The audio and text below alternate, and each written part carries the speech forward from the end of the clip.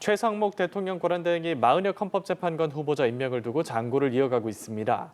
마 후보자 임명을 두고 대치하던 여야, 일단 최상목 대행과 정부를 제외한 여야 협의회를 열기로 합의했는데요. 이준우 국민의힘 대변인, 조현삼 변호사 두 분과 자세한 이야기 나눠보겠습니다. 어서 오십시오. 예, 안녕하십니까. 최상목 권한대행이 국무회의 전에 간담회를 열고 마은혁 후보자 임명에 대한 국무위원들의 의견을 수렴을 했습니다. 국무위원들은 숙고해야 한다는 데 공감대를 형성을 했는데 최상목 대행의 고민이 좀 길어지고 있거든요. 언제까지 길어질 거라고 보십니까? 네, 아마도 한독수 대행에 대한 탄핵 심판 이 결정이 나올 때까지는 좀 보류하지 않을까 싶습니다. 예. 왜냐하면 한덕수 대행에 대한 탄핵 심판이 지난번에 최종 변론을 해서 종결이 됐거든요. 그렇다 그러면 길어도 한 2, 3주 내에 나오지 않을까 싶은데 이미 1주가 지났기 때문에 예. 곧 나올 거라 생각이 되고요. 만약에 뭐 한 몇 달 걸린다라고 하면 최상목 대행이 결단을 내려야 되는데 본인이 임명 거부하는 걸 공식적으로 밝히거나 아니면 인용하거나 이래야 되는데 지금 임명하기 어려야 되는데 지금으로서는 한덕수 대행이 곧 돌아올 거다.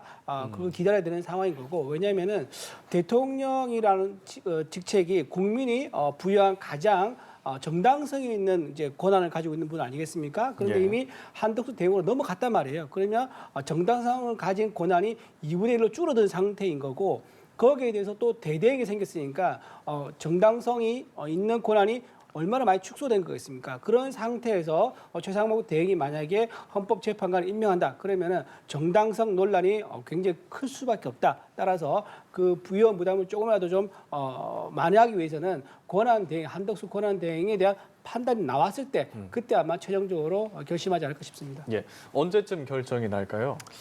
글쎄요, 저는 최상목 권한대행이 계속해서 미루지 않을까라는 생각이 듭니다. 예. 과거 그전 전례에서도 최대한 늦게 임명을 했던 전례가 있고 상설 특검이 통과된 지도 거의 석 달이 돼가고 있는 것 같은데 아직까지도 임명을 하지 않고 있죠. 그렇다고 한다면 최대한 본인의 책임을 회피하는 그러한 전략으로 가지 않을까라는 생각이 들고요. 우선 오늘 간담회도 문제죠. 마은혁 재판관에 대한 임명 여부는 국무회의의 의결 절차가 필요 없는 그러한 단순한 임명 절차입니다. 그럼에도 불구하고 구태여 국무회의 간담회라는 절차를 통해서 그 임명을 부정하는 그런 의견들을 청취하는 그러한 절차를 거쳤다는 것 자체가 본인 스스로 임명하려는 의지가 없다라는 것으로 저는 읽혀지고요. 그렇다고 한다면 앞서 말씀하셨다시피 한덕수 총리가 돌아오기를 기대하거나 설령 한덕수 총리가 돌아오지 않더라도 자기 손으로 임명하지 않겠다는 뜻으로 풀이되지 않나라는 생각이 듭니다. 예, 헌재는 이제 선고만을 남겨두고 있고 지금 현재로서는 이르면 다음 주에 결론을 낼 수 있다 이런 관측도 좀 나오고 있는 상황인데요. 마은혁 후보자 임명 두 분께서 각기 말씀해주신 대로 한덕수 총리 심판 결론이 나오고 나서 곧 나올 거다 또 계속 미룰 거다 이렇게 말씀을 해주셨잖아요. 만약에 임명이 된다면 마 후보자 심판 참여 여부에 따라서 선고 시기가 달라질 수 있을 거다 이런 이야기도 나오고 있는데 변수로 작용을 할까요? 글쎄요. 저는 변수로 작용할지 좀 의문입니다. 왜냐하면은 한덕수 권한 대행이 돌아온다고 하더라도 지금 민주당에서 주장하는 논리 이렇거든요. 돌아오더라도 변론을 이제 갱신을 해야 되는 절차가 있는데 그거를 이제 갱신만 하고 실제 변론을 열지 않고 문서상으로만 이제 사건 기록이라든가 증거라든가 증언 또는 헌재 속기록 이것만 보고도 마은혁 재판관이 충분히 판단해가지고 참여할 수 있다. 따라서 갱신 절차만 거치고 실제 변론 없이 하면은 윤석열 대통령에 대한 탄핵 심판 날짜가 뒤로 밀리지 않는다. 이런 논리를 피더라고요. 근데 그렇게 했을 경우에 만약에 헌재가 현재 편향성 논란이 없다. 그리고 절차가 잘 지켜지고 있다라고 하면은 그 결론에 대해서 국민들이 수용할 건데 지금 편향성 논란이 굉장히 크지 않습니까? 또는 필적 감정, 그러니까 박선호 의원의 필적이 홍장훈 차장의 유일한 내란 관련된 증거라고 하는 물증이라고 하는 그 메모가 박선호 전 의원의 필적과 동일하다라는 그런 사설 감정까지 나온 상황에서 그걸 추가적인 감정 안 하고 넘어가고 있는 상황이에요. 그렇기 때문에 헌재의 편향성 논란이 있는 상황에서 굳이 마은혁 재판관을 들여와서 과거 지하 혁명 조직 인민 노래 활동하셨던 분이고 우리법 연구에 또 카르텔 의혹을 받고 있는 이런 헌재에서 참여해서 결론 낸다. 그 결과를 과연 국민이 받아들이겠느냐. 오히려 더 큰 문제를 일으킬 것이다. 이래 봅니다. 뭐 일단은 지금 헌재가 17일까지 다른 일정을 잡고 있지 않는 상황이지 않습니까? 마은혁 후보자 임명 이 관련해서 탄핵 심판의 변수가 될 거다라고 보십니까? 글쎄요, 저는 마은혁 재판관 임명과 무관하게 윤석열 대통령에 대한 결론은 내려질 가능성이 굉장히 높지 않나 생각이 들고요. 아마 여야 모두 결과적으로 봤을 때는 마은혁 재판관이 임명되어서 이 재판에 참여하는 것에 달가워하지 않을 가능성이 높습니다. 헌법재판소 입장에서도 마찬가지로 보여지고요. 이미 8명 체제로 변론을 이미 종결한 마당이고요. 각종 증거 조사 다 진행이 되었습니다. 자칫 마은혁 재판관이 임명이 되고 이 재판에 참여하게 된다면 사실 변론 갱신 절차를 다시 진행해야 되고 그 시간이 적어도 일주일 정도는 소요될 가능성도 있습니다. 그렇다고 보면 자칫 잘못하면 지금 대통령 공백 시기가 더욱더 길어질 그런 위험성이 있죠. 그렇다고 예. 한다면 아마 그 결정 시한을 늦추지 않기 위해서라도 헌법재판소는 마은혁 재판관이 설령 임명이 된다고 하더라도 재판에 참여시키지 않을 가능성이 굉장히 높고요. 여야 입장도 마찬가지일 겁니다. 여당 입장에서야 마은혁 재판관이 진보적인 성향으로 분류되기 때문에 구태여 변론에 참여하는 것이 달가워하지 않을 것이고요. 야당 입장도 마찬가지죠. 윤석열 대통령에 대한 결정이 하루라도 빨리 나는 것이 국가의 혼란을 줄일 수 있는 방법이기 때문에 구태여 마은혁 재판관의 참여를 독려할 가능성은 낮지 않을까 생각이 들기 때문에 마은혁 재판관의 임명과 여부와는 무관하게 윤석열 대통령에 대한 파면 여부가 결정나지 않을까 생각이 듭니다. 예. 민주당의 이 임명 보류를 비판하면서 국정협의에 불참을 선언했거든요. 여야가 그래서 일단 정부를 배제하고 여야 협의회를 열기로 합의를 했는데 국회 차원의 논의를 먼저 하기로 한 거잖아요. 네, 그렇죠. 예. 지금 민생 때문에 지금 국민들이 지금 헌재보다는 오히려 더 민생이 더 시급한 문제가 아니냐 예. 이런 목소리가 있습니다. 그래서 52시간 적용 제외라든가 또는 노란봉투법이라든가 또는 상법 개정안 이런 문제들이 있는데 또 상수법 개정안도 있죠. 지금 민주당에서 이재명 대표가 상수법 개정안을 얘기했고 우리 국민의힘에서는 그보다 더 개혁적인 그런 상수법 개정안 또는 심지어는 상수법을 폐지하자 이런 얘기도 나오고 있는 상황입니다. 예. 이런 국민들과 직접 실생활에 관련된 문제이기 때문에 더 이상 민주당에 의해서 끌려가면서 이거를 모른 척할 수가 없다. 따라서 마은혁 재판관 임명과 별개로 야당에서 여당과 야당은 좀 협의를 해야 되는 거 아니겠느냐 이런 불가피한 상황을 좀 수용하는 이런 모양이 있는 것 같아요. 그래서 비록 최상목 권한 대행은 참여하지 못한다 하더라도 우리 정부 여당 즉 집권 여당만이라도 좀 대화를 진전해서 만약에 정부가 들어서 참여를 한다 그러면 거기서 바로 진도를 빼가지고 좀 빨리 결론 낼 수 있도록 하는 그런 의미로 이제 참여를 하는 것 같고요. 여야 협의를 하는 것 같고 또 3월 지금 본회의 일정이 좀 잡혔지 않습니까? 예. 3월 본회의 일정이 잡혔기 때문에 타임테이블에 맞춰서 좀 신속하게 움직일 수 있지 않을까, 논의할 수 있지 않을까 생각합니다. 예. 일단은 여야끼리는 합의가 됐다 하니 이 부분은 다행인지 모르겠으나 지금 말씀하신 사안들 또 반도체 특별법, 연금 개혁, 추경 이런 부분들 좀 협의 진전이 얼마나 될 수 있다 보십니까? 일단 지금 최상목 권한대행이 행정부 수반으로서의 그 역할을 전혀 못하고 있기 때문에 예. 이번 협의체 구성에서 제외된 것은 저는 야당 입장에서는 타당한 그런 주장이라는 생각이 들고요. 예. 이미 여야 협의체를 구성하기로 했으니 관련해서 상법 개정안 같은 경우는 이미 본회의에 상정되어 있습니다. 그 상정되어 있는 안건을 논의하여 통과시키거나 결정을 하면 될 것으로 보여지고요. 일부 연금 개혁 같은 경우는 여전히 모수 개혁과 관련해서 입장차가 있습니다. 그렇기 때문에 우선적으로 처리해야 될 부분은 추경이 아닌가 생각이 들고요. 추경에 대해서는 여야 모두 공감대가 형성되어 있으니 추경을 우선 처리한 다음 각종 현안들에 대해서는 구체적인 조율 작업을 진행하면 추후에 충분히 성사될 수 있을 가능성이 있지 않을까 하는 생각이 듭니다. 예, 이번에는 좀 주제를 바꿔서요. 다른 이야기 해보겠습니다. 이재명 대표가 한 유튜브에 출연해서 한국판 K-엔비디아 지분 공유 발언을 했습니다. 이를 두고서 국민의힘에서는 사회주의적인 발상이다 이런 이야기를 했고 이를 두고 또 이재명 대표는 여당을 향해서 문맹 수준의 식견이 걱정된다 이런 이야기를 했는데 이 양측의 논쟁 어떻게 들으셨어요? 지금 이재명 대표가 말하는 엔비디아, 예. 엔비디아 규모가 얼마나 큰지 이재명 대표 잘 모르시는 것 같아요. 엔비디아 그냥 말로만 딱 던지고 K 엔비디아 앞에 K만 붙이면 뭔가 하루아침에 뚝딱 만들 수 있는 기업처럼 보이지만 엔비디아 기업 규모는요 애플보다 큽니다. 기업 가치가 우리나라 전체 예산이 한 650조 되거든요. 예. 거기에 비해서 한 8년 정도? 8년 정도 우리나라 예산을 운영할 수 있을 정도로 엔비디아 한 기업이 가지고 있는 기업 가치 규모입니다. 그렇게 엄청나게 큰 회사를 하루아침에 이재명 대표가 말한 데서 뚝딱 만들 수 있는 건 전혀 아니다라고 말씀을 드리고요. 또 하나 이렇게 엔비디아 같은 그런 기업을 만들기 위해서는요.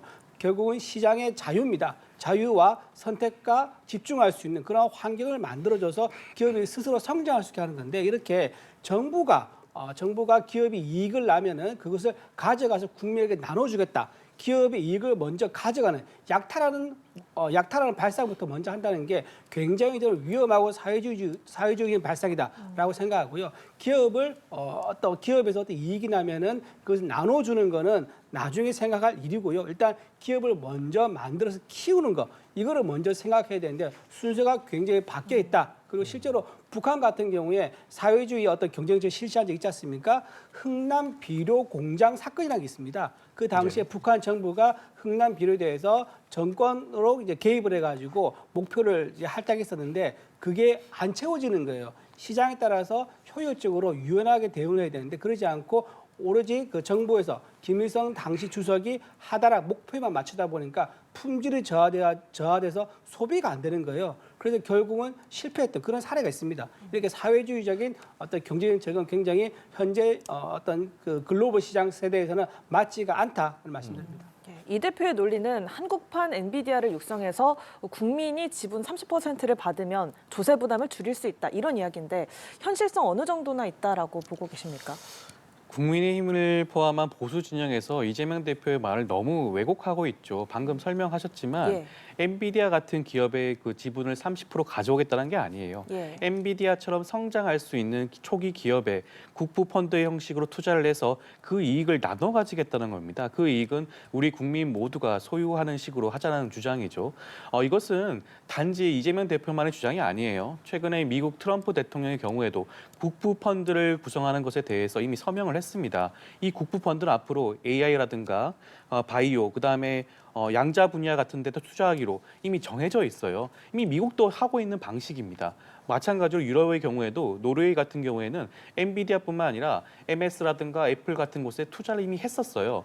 그래서 사실상 노르웨이 예산의 30% 정도를 그걸로 충당한다는 그런 말이 있을 정도입니다. 이미 다양한 나라에서 국부 펀드를 활용해서 이것을 국가의 중요한 소득으로 구성하고 있고요. 이것을 국민에게 돌려주고 있는 그런 정책 중에 하나입니다. 이것을 이재명 대표가 말씀을 했을 뿐임에도 불구하고 국민의힘은 이것이 무슨 좌파 진영의 그런 논리인 것 마냥 구성을 하는데요. 전혀 그렇지 않다는 말씀을 드리고요. 물론 초기 기업들 중에 이 기업이 엔비디아만큼 성장할지 말지를 판단하는 것은 굉장히 어렵겠죠. 예. 그렇지만 그러한 투자를 반복을 해야지만이 결과적으로 그런 엔비디아 같은 기업을 국가가 영향을 미치고 그 얻는 이득을 국가 모두가 얻을 수 있는 그런 구조, 선순환 구조로 갈 수 있지 않겠습니까? 그러한 측면에서 이재명 대표의 말을 이해해야 되지 않을까 생각이 듭니다. 제가 조금 추가로 좀 말씀드리면 예. 이렇게 지금 이재명 대표가 말하고 있는 게 반도체 공기업 같은 이제 그렇게 비유를 하면 얘기할 수 있을 것 같은데요. 그렇게 해서 그런 반도체 공기업을 만들지 않습니까? 그럼 현재 우리나라가 반도체 기업 삼성과 SK 반도체가 굉장히 세계적으로 지금 앞서가고 있는 기업이란 말이에요. 전 세계적인 기업인데 오히려 이렇게 기업이 자생적으로 성장하고 경쟁해서 아주 앞서가고 있는 1등 기업인 이런 기업들한테 발목을 잡는 형태가 될 수 있습니다. 예를 들면 우리 지난번에 많이 알려졌지만 배달의 민족 있지 않습니까? 예. 이게 배달 요금 때문에 국민들 경제 부담이 있다라고 하니까 여기저기서 자치단체라든가 공공기관에서 공공 배달앱을 만들겠다라고 했었습니다. 근데 그쵸. 지금 다 어디 갔습니까?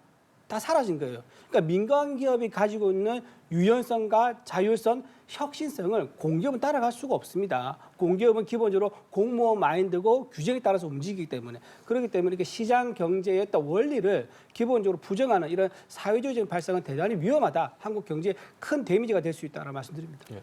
추가로 좀 말씀을 드리면 이재명 대표가 주장하는 것은 그러한 기업에 대해서 경영권을 확보하겠다는 주장이 전혀 아니에요. 그러한 초기 기업에 대해서 우량 기업에 대해서 초기에 투자에 들어가겠다는 겁니다. 투자자의 지위에서 국부 펀드를 활용하자는 내용이고요. 그 기업이 성공했을 경우 얻는 수익 자체를 일부분 국가의 소득을 얻게 되고 그것이 국민 모두가 공유하는 그러한 방향으로 가자는 주장이고요. 이것이 어떻게 특정 기업을 국가가 소유하는 그런 주장으로 연결될 수 있는지 저는 좀 납득할 수가 없고요. 아마 그러한 방향으로 진행이 될 수도 없지 않을까 생각이 듭니다. 나비를 이제 쫓아가기보다는요, 나비가 스스로 찾아올 수 있도록 정원을 만드는 게 더 맞지 않을까 생각합니다. 예, 이 얘기는 뭐 추후에 얘기가 나오면 좀 더 들어보는 걸로 하겠고요. 개헌 얘기도 좀 해보도록 하겠습니다.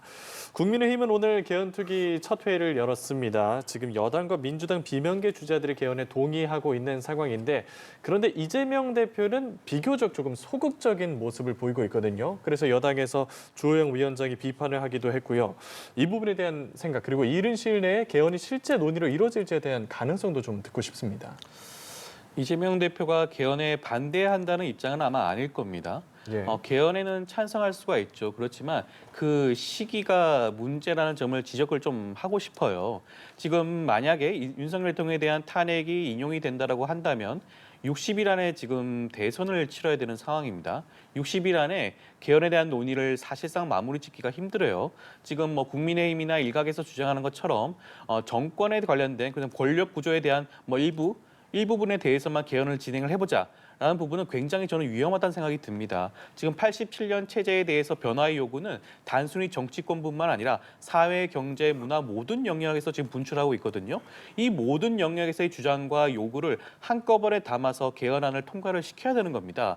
단지 본인들의 그런 정치 권력욕 때문에 권력 구조에만 집중해서 개헌안을 논의하자 그것 자체가 굉장히 위험하다는 생각이 들고요. 사실 국민의힘 입장에서는 이번 대선의 경우에 탄핵과 관련된 것이 주된 이슈가 될 것이 자명한 부분인데 네. 어떻게 보면 이것을 상쇄시키기 위해서 개헌안이라는 이런 하나의 그런 수단을 도구화시켜서 들고 나온 게 아닌가라는 생각이 들고요. 그 의도 역시 굉장히 불순하지 않나라는 생각이 들기 때문에 저는 대선 전국에서 개헌안을 얘기하는 것 자체는 조금 조심스럽지 않나라는 예. 생각이 듭니다. 예, 주 위원장의 비판이 어떤 내용이었는지도 궁금하고 역시 실제 개헌 논의로 이뤄질 가능성도 좀 듣고 싶습니다. 그럼요, 개헌 논의 이루어질 거라 저는 보고 예. 만약에 조기 대선이 이제 이루어진다 그러면요, 이번 조기 대선의 주제는 개헌일 거라 저는 생각합니다. 키워드가 개헌이 될 수밖에 없다. 왜냐하면요, 87년 체제 이후부터 계속 얘기 나왔던 게 DJ 때부터 얘기했습니다. 개헌이 필요하다. 5년 단임제에 한계가 있다. 5년 단임제의 부작용이 너무 크다. 그 문제가 있었고 노무현 전 대통령도 개헌을 얘기했었습니다. 그런데 왜 개헌이 논의만 되고 실제 이행이 안 됐느냐? 예. 그 이유가 크게 두 가지입니다. 정권 초반에는요, 정권을 가진 정부가 개헌 논의를 하기 싫어합니다. 왜냐하면 본인이 국정 운영의 주도권을 줘야 되는데 개헌 논의를 꺼내는 순간 모든 국정 운영의 어떤 동력이 다 빨려들기 때문이죠. 그러면 정권 후반에 얘기하면 되는데 왜 이건 또 안 되느냐? 정권 후반이 되면요, 유력 정치인이, 그러니까 유력 다음 대선 주자죠. 그 사람들이 자기 임기가 줄어드는 거 원하지가 않습니다. 그러다 보니까 계속 개헌이 논의만 되고 하나도 진전이 없는 거예요. 지금 그 현상 그대로입니다. 이재명 대표만 혼자만 지금 개헌 논의를 반대합니다. 지금 국회의장이라든가 또는 국무총리, 유력 정치인 다 뭐 대선 주자들 할 수 있죠. 그분들은 전부 다 개헌을 하자고 그러는데 이재명 대표 혼자 개헌에 대해서 반대한 이유가 뭐겠습니까?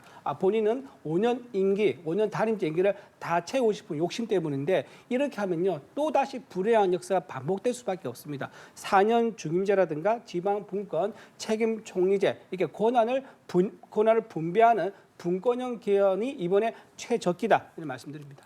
예, 끝으로 선관위 이야기 짚어보죠.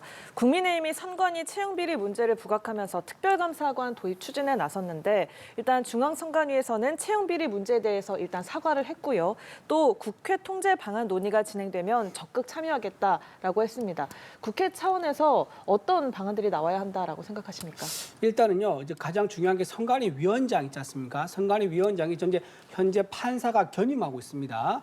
대법관이라든가 이제 지방 법원장, 그다음에 부장 판사들인데 이 부장 판사들, 그러니까 이 판사들이 선관위 위원장을 겸임하고 있다 보니까 선거 관련된 소송에 있어서 이게 진전이 안 나와요. 수사기관에서 영장을 발부하면은 그 영장을 발부하는 전담 판사가 영장을 안 내줍니다. 왜냐하면 선관위 위원장이 전부 다 선배이거나 동료이거나 후배거든요. 그러니까 이런 자기들끼리 모여 있는 아주 소수의 직업군 아니겠습니까? 거기에서 얼굴이 받쳐서 영장을 안 내주다 보니까 이렇게 10년 넘게 장기적으로 부패가 있었단 말이에요. 채용 비리가 아주 황당하게 조직적으로 일어났죠. 그리고 가족 회사라 그러기도 하고요. 또는 전통이라 그러기도 하고 국민이 들으면 정말 열불나는 그런 사건이 지금 터진 겁니다. 채용 비리로. 지금 조민 같은 경우 있지 않습니까? 입시 비리로 어떻게 됐습니까? 대학원과 대학에서 전부 다 입시가 합격 때 취소됐습니다. 근데 선관위에서는요, 채용 비리로 들어간 사람들이 아직 어떤 사법적인 절차에 착수를 안 했습니다. 물론 그때 참여해서 채용 비리를 눈 감아준 사람들에 대한 고발이 있지만 그렇게 해서 채용된 사람들에 대한 고발은 없는 거예요. 그래서 채용된 사람들도 같이 처벌을 하도록 해가지고요. 선관위에서 지금 가지고 있는 어떤 이런 자기들만의 가족 카르텔, 저는 마피아처럼 보이긴 하는데 예. 이런 것들을 뿌리 뽑아야 한다라고 좀 생각을 합니다. 예, 조현선 변호사께서는 국회 차원에서 어떤 대책들 마련돼야 한다라고 보십니까? 우선 선관위에 대해서 이런 외부적인 그런 조사라든가 감찰 기능이 강화돼야 된다라는 부분에 대해서는 아마 대부분의 국민들과 의원들도 동의를 하는 부분일 겁니다. 여야 모두 공이 같다는 의견이라는 생각이 들고요. 네. 하지만 그 방식에 있어서는 좀 조심해야 될 부분이 분명히 있는 것이 이번 헌법재판소의 결정 자체가 헌법기관으로서의 선관위의 권한을 존중을 해야 된다라는 그런 취지였거든요. 그렇다고 한다면 어떻게 하면 그러한 취지에 어긋나지 않게 선관위를 외부에서 통제할 수 있는 그러한 방법을 찾을 수 있을 것인가 좀 심사숙고해야 될 부분이 있고요. 이것이 단지 신속하게 당장 지금 처리해야 될 문제인지에 대해서도 조금 의문스러운 부분이 분명히 있습니다. 지금 국민의힘이죠. 집권 여당 입장에서는 최근까지도 부정선거론에 동조하는 듯한 그런 주장을 계속해왔죠. 윤석열 대통령은 현재 마지막 최종 진술에서도 그런 얘기를 반복해서 했습니다. 그렇기 때문에 지금 이 순간 선관위에 대한 그런 외부 통제 얘기를 계속해서 부각시키는 것이 어떠한 의미가 있는지 지금 현재 결정을 앞두고 어떠한 의미에서 그런 주장을 하는지도 한번 살펴봐야 될 문제가 있다는 생각이 들고요. 선관에 대한 외부 통제와 국회의 조사 부분은 추후 여러 가지 논의를 통해서 정해야 될 문제가 아닌가 생각이 듭니다. 예. 저는 좀 800명이나 되는 이 채용 비리가 있었는데 이거를 외부 감사원이 없었다 그러면 과연 이 국민이 알았겠느냐? 외부에 감사했기 때문에 이게 드러난 거 아니겠습니까? 그러는데도 불구하고 이렇게 외부 감사가 마치 어떤 정치적인 목적 있는 것처럼 이렇게 민주에서 본다 그러면 굉장히 국민들 이해하기 어렵다 말씀드립니다. 예. 마지막으로 하실 말씀 있으실까요? 예, 지금 그 문제는 선후 관계의 문제라고 할 수가 있겠는데요. 선관위에 대해서 면죄부를 준 것이 헌재의 결정이 전혀 아닙니다. 그 부분에 대해서는 추후 여러 가지 외부 통제 장치를 마련할 수 있지 않을까 생각이 듭니다. 예, 네. 알겠습니다. 오늘 두 분과 네 가지 주제 함께 얘기해봤습니다. 이준우 국민의힘 대변인 조현선 변호사와 함께했습니다. 오늘 말씀 고맙습니다. 고맙습니다.